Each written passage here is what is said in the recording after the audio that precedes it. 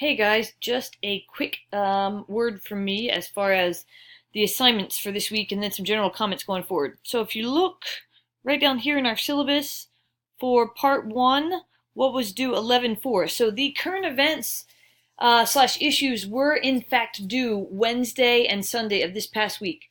However, I noticed a lot of you did not do those, and I was wondering why, and I see that Blackboard was not set up, or sorry, Canvas was not set up as to show you that these were due. So what I'm going to do is I'm going to make them all due by 11/11. So at the very latest, get your current events in by Wednesday the 8th, and then your responses to your classmates by the 11th. So again, they were in fact due this past week, but I'm going to give you until this week to get them due because there was some issues in Canvas. I'm also going to update the dates in Canvas right now after I send this out to you guys to reflect that change.